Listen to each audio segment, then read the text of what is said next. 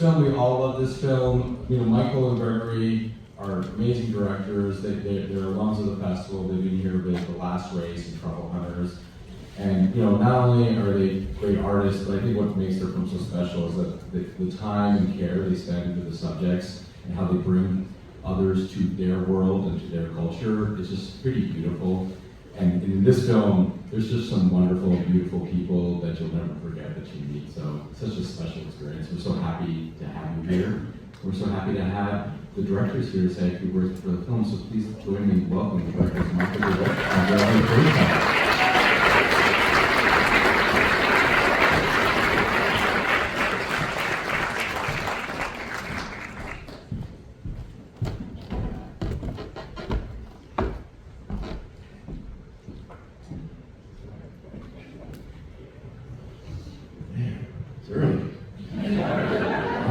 Got home like 2 hours ago. Well, thanks for coming out this morning. This is like a mixed emotion day for us because it's the last screening for us of Gaucho Gaucho at Sundance, and but it's the first time we're at the Egyptian. This is something totally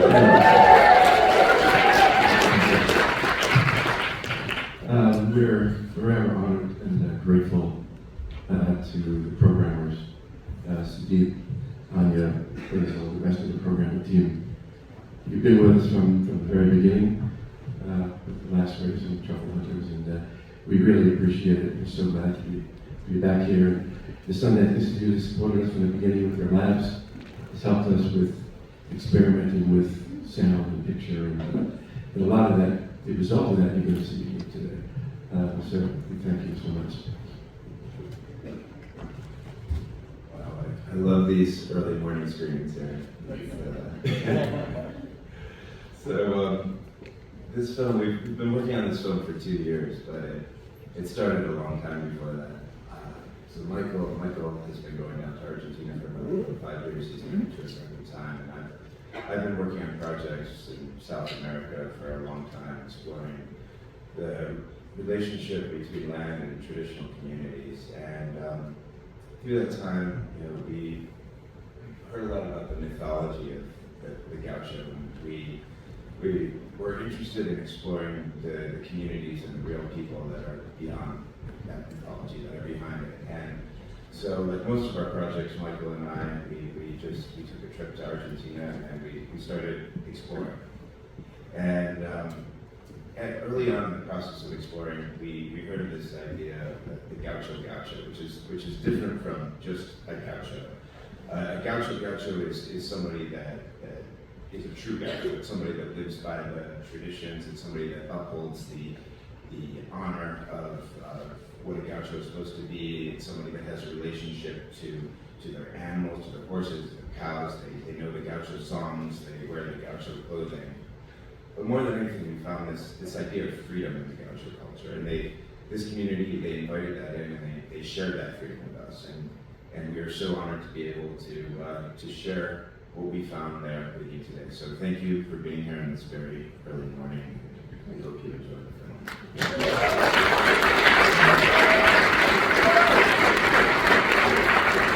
Welcoming back directors Michael Dweck and Gregory Kershaw.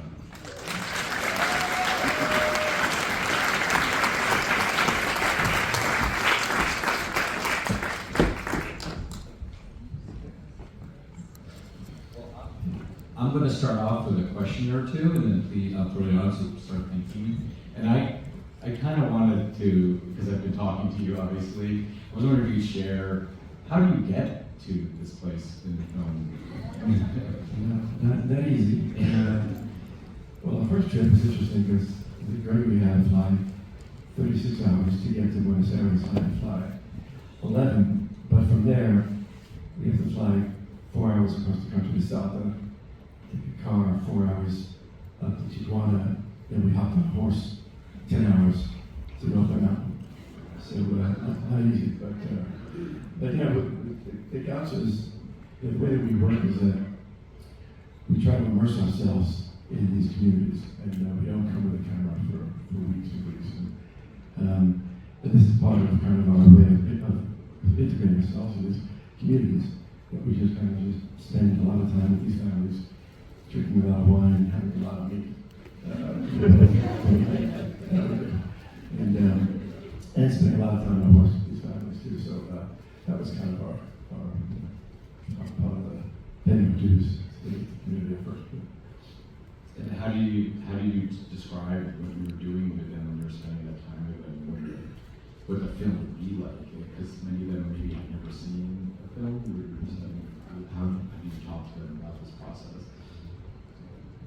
Well, as Michael said, it really, in these communities especially, it begins with sharing meals. And that's really a lot of getting to know people is sharing meals with them. So here it's, you sit around inside and you drink wine and eat meat, and they a big part of their culture also is the songs, the recitals and the cocolas. So that's actually how we start learning a lot about their lives, because that's how they share the stories. They share the stories of what happened during the day. They share the stories of their ancestors.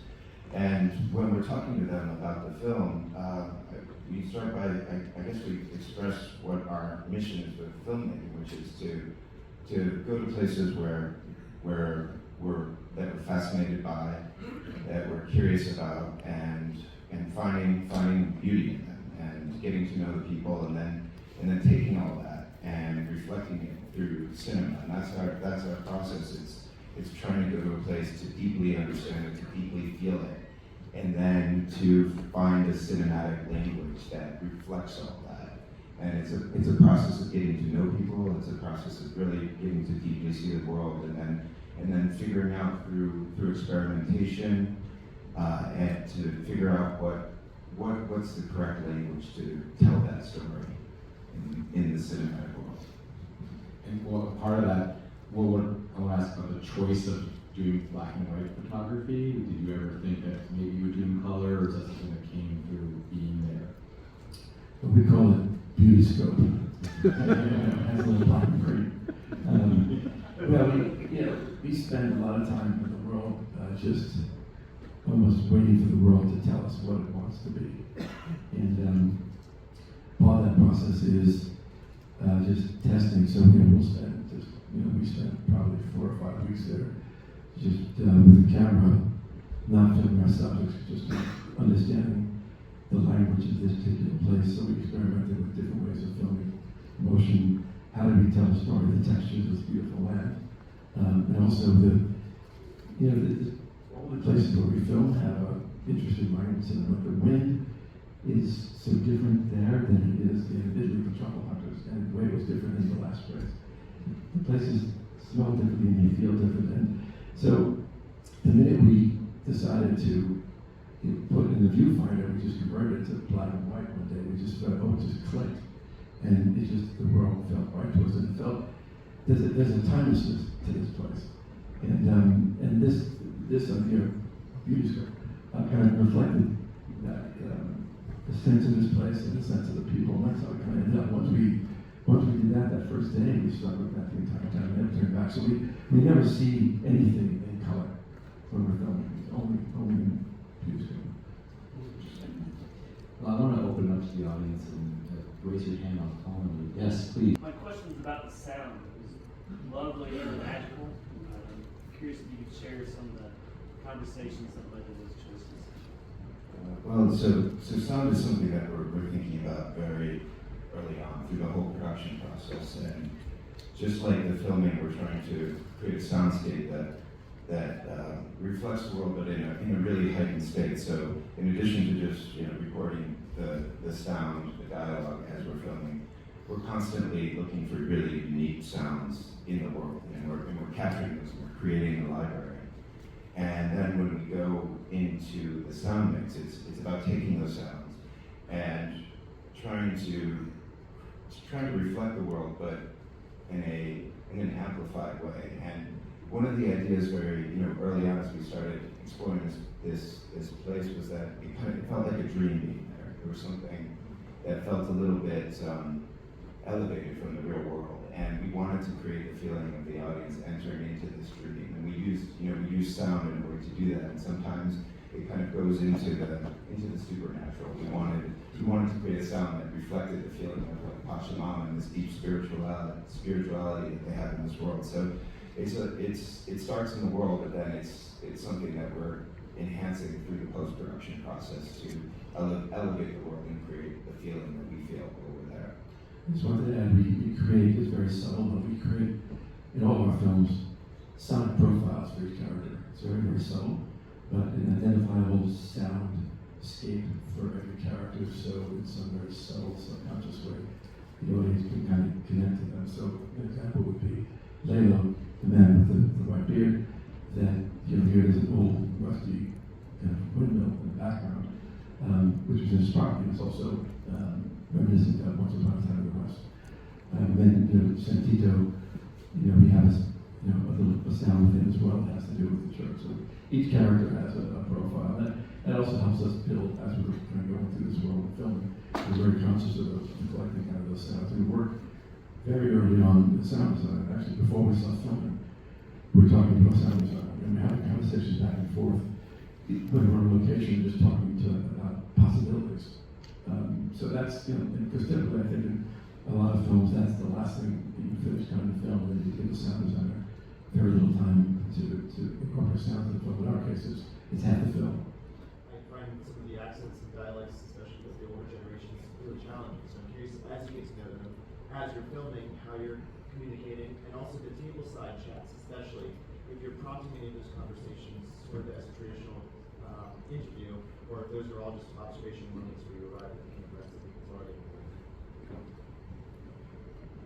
So the communication, as you mentioned, Michael and I speak a little bit of Spanish, but we found that, especially in some of the more remote regions that we're filming, even a little bit of Spanish isn't so useful. We came with a crew from Buenos Aires, and in the beginning, they said they understood about 20% of what was being said. So it's a really unique dialect, and we ended up working with somebody local in Salta, and they ended up becoming our main connection to the communities, and they were with us while we were filming, and they are still working in the communities and are kind of continued link to the communities. We also had to get translators from the region, because first off, to translate all the footage, we sent the footage to some people that we had been working with in Spain on another project, and they didn't understand that. So the conversations, it all comes from spending time with people that we're filming, really getting to know them. And a lot of it is just observing their daily lives. But as you observe their lives, you start understanding the stories, you start understanding the conflicts, you start understanding the relationships that will be interesting to put together. And anything that you see in the film, it might be a 1 minute little clip, but we were probably there just with the camera, locked down, filming for 2 hours. And so we just take a little piece of that. And what we do we try to bring people together that will have an interesting conversation. But sometimes as the conversation will be going on, we'll ask them to maybe talk about a subject. But then once we do that, we step back and we let it play out. And the challenge is when you have 2 hours of footage of people sitting at a table, there's so many interesting moments. You might have 10, 20 different moments that you love, but it's picking that right piece that is actually going to help enhance the story and tell the story.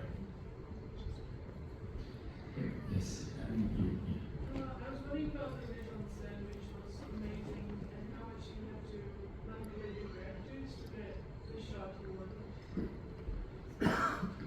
Question?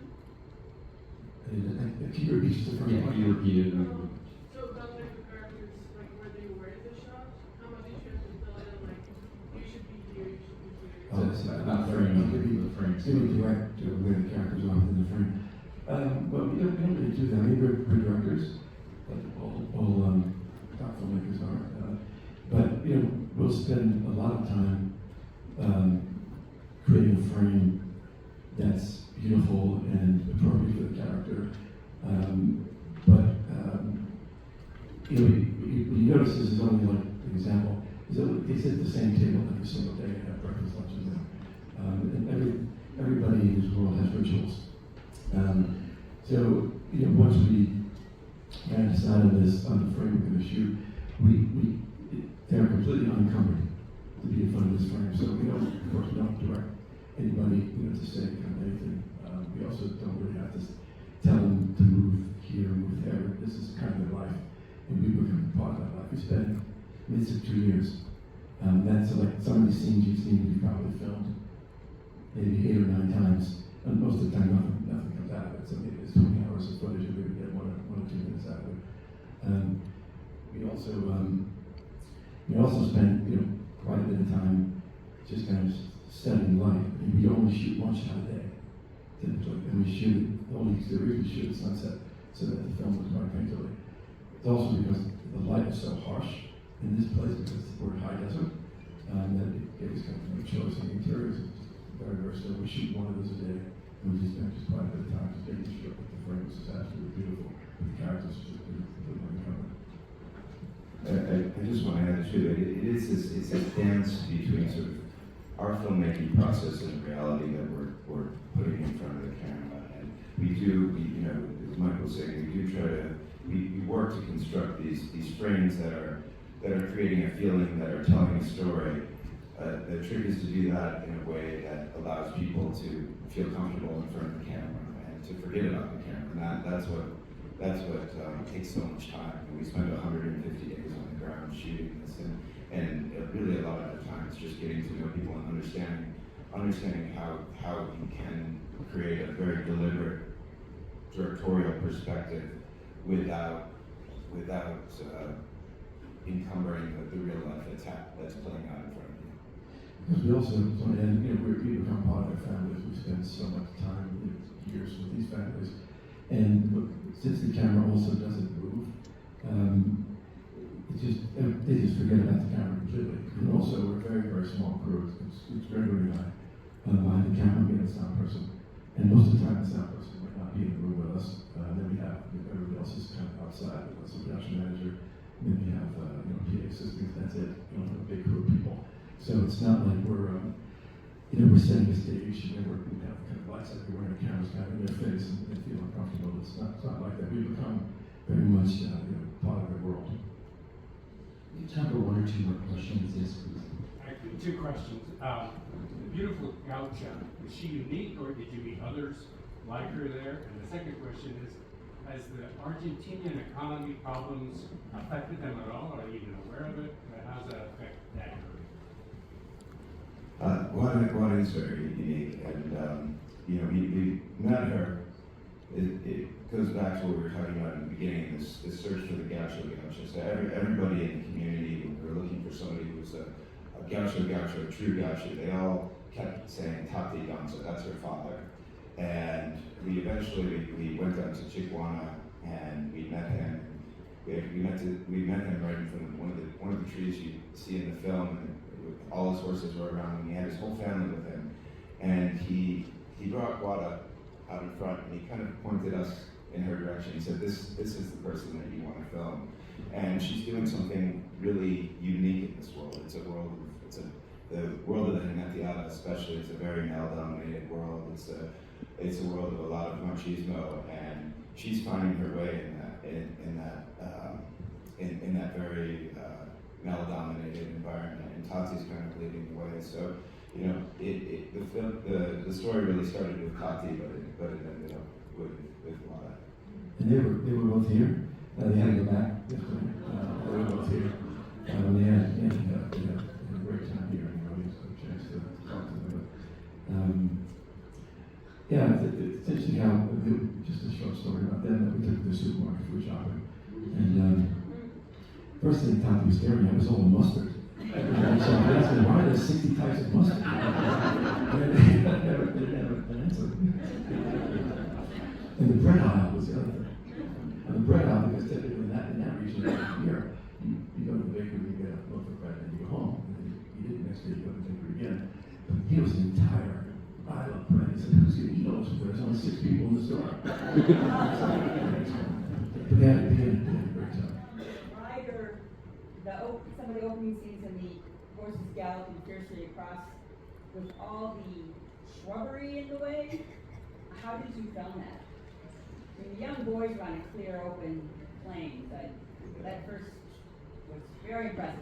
Yeah, so we usually have a very small crew, but we realized that we wanted to bring the audience into the experience of being on horse and going through these landscapes. And there's no one rides better than a gaucho, and it's this connection between human and horse that we experimented a lot to figure out how to bring the audience into that. And we realized that we needed to be moving at the same speed. And the only way to do that was to have a camera car. So we had a camera car that it's like this Polaris, kind of looks like a Mad Max vehicle. It was shipped across the country. They drove it across the country on a flatbed truck, 25 hours, and up mountain tops. And it had these ginormous wheels, and we really kind of felt like we were in a Mad Max movie as we were filming this. It was a very different change. It was a big change of pace for us because we're used to filming with such a small, intimate crew. We had like 10 people, and we were flying. We were following these horses at full gallop. But the idea is that you feel what it's like to be on a horse going through this vast landscape, and you feel the freedom that comes along with that.